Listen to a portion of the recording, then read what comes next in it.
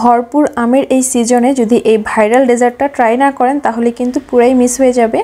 এই ডেজার্টটা কোনো কিছু রান্না করা ছাড়াই খুব সহজেই বাসায় তৈরি করে ফেলতে পারবেন এবং বানানোও খুব সহজ। তো চলুন দেখে নিই কীভাবে তৈরি করতে হবে এই ম্যাঙ্গো ডিলাইট। এটা তৈরির জন্য আমি এখানে প্রথমে নিয়ে নিলাম 1 কাপ পরিমাণ হুইপিং ক্রিম। তো আপনারা যে কোনো ব্র্যান্ডের হুইপিং ক্রিম নিতে পারেন। আমি এখানে ইনস্টা হুইপ ব্র্যান্ডের হুইপিং ক্রিম নিয়েছি। তো এটা প্রথমে আমি এটা বিট করে নিব। বিট করে যখন প্রায় ঘনত্বটা এরকম হয়ে যাবে তখনই এটা নামিয়ে ফেলতে হবে। পুরোপুরি ক্রিম করার কোনো প্রয়োজন নেই।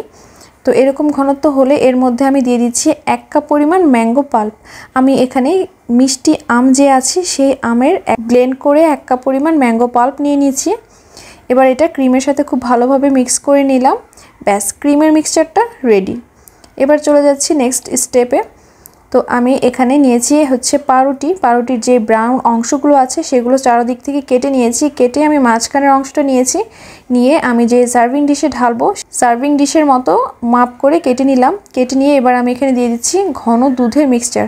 আমি এখানে প্রায় 4 টেবিল চামচ গুঁড়া দুধ নিয়েছি এবং 2 টেবিল চামচ চিনি নিয়ে ঘন একটা মিক্সচার তৈরি করে এটা আমি পাউরুটির উপরে দিয়ে দিলাম। এতে করে পাউরুটিটাও অনেক সফট থাকবে এবং খেতেও ভালো লাগবে।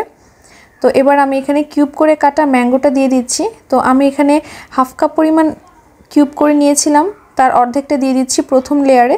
তো বাকিটা দিয়ে দিব দ্বিতীয় লেয়ারে। আচ্ছা, এখানে আপনারা যতটুকু আমের কিউব দিতে চান নিজেদের পছন্দ মতো একটু বাড়িয়ে কমিয়ে দিতে পারেন। এবার আমি সেই ক্রিমের মিক্সচারটা দিয়ে দিলাম। দিয়ে এটা সম্পূর্ণটা স্প্রেড করে দিব ঠিকভাবে। এবার দিয়ে দিচ্ছি ম্যাঙ্গো পাল্প। আমি কিছুটা ম্যাঙ্গো পাল্প রেখে দিয়েছি লেয়ারে দেওয়ার জন্য, সেই ম্যাঙ্গো পাল্পটা দিয়ে দিলাম। এখানে অবশ্যই আপনারা মিষ্টি আম নেওয়ার চেষ্টা করবেন। আম যত মিষ্টি হবে এই ডেজার্টটা তত বেশি টেস্টি হবে। তো এবার আমি এখানে সেকেন্ড লেয়ার দিয়ে দিচ্ছি। সেকেন্ড লেয়ারও ঠিক একইভাবে পাউরুটি দিয়ে দিব, তার উপরে সেই দুধের মিক্সচারটা দিয়ে দিব। দিয়ে একইভাবে আমি আমের সাথে লেয়ারিংটা করে নিব। এই সিজনে কিন্তু এই ডেজার্টটা খুব বেশি ভাইরাল হয়েছে, আপনারা অবশ্যই ট্রাই করবেন। লেয়ারিং করা হয়ে গেছে। এবার আমি একটু উপরে ডেকোরেশনের জন্য ম্যাঙ্গো পাল্প দিয়ে একটু ডেকোরেশন করে নিব। ব্যাস, এইভাবেই তৈরি হয়ে গেল আমাদের দারুণ মজাদার ম্যাঙ্গো ডিলাইট। এটা ঠান্ডা ঠান্ডা খেতে খুবই মজা। এটা আমি এখানে ফ্রিজে প্রায় 3 থেকে 4 ঘন্টার জন্য রেখে সেট করে নিব। এরপরেই তৈরি হয়ে যাবে, এটা খাওয়ার জন্য রেডি হয়ে যাবে। মেহমান এলে কিন্তু এরকম একটা ডেজার্ট খাওয়াতে পারেন, তাহলে খুবই ভালো লাগবে। আমি একটু ডেজার্ট একটু সাজানোর জন্য উপরে একটু পেস্তা বাদাম ছিটিয়ে দিয়েছি, আপনারা যে কোনো বাদাম দিয়ে দিতে পারেন। ব্যাস, তৈরি হয়ে গেল দারুণ মজাদার ম্যাঙ্গো ডেজার্ট।